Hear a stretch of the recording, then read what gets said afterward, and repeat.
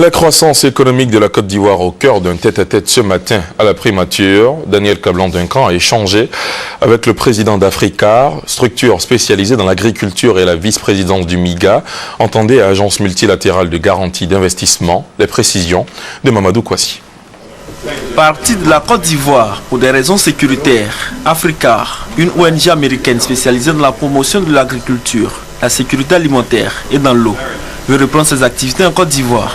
Le président de cette structure est venu porter le message au Premier ministre Daniel Kablan-Duncan.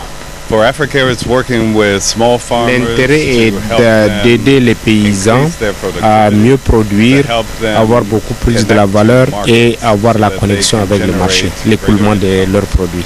Par le passé, ici, Africair avait travaillé dans le domaine de la production du riz et du soja. Avec la délégation de la Banque mondiale conduite par la vice-présidente de l'Agence multilatérale de garantie d'investissement, MIGA, il était question du bilan à mi-parcours des investissements déjà réalisés pour la croissance économique de la Côte d'Ivoire.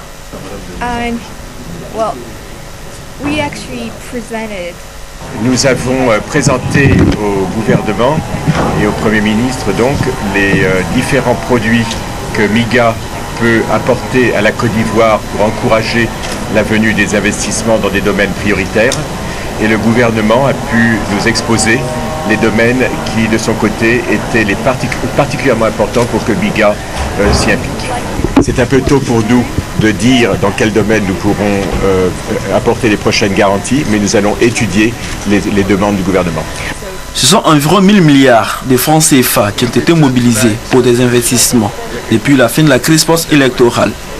Déjà, 350 milliards de francs CFA ont été investis dans le secteur de la production de l'énergie, du gaz et du pétrole, ainsi que dans le secteur du bâtiment, les travaux publics et le tourisme.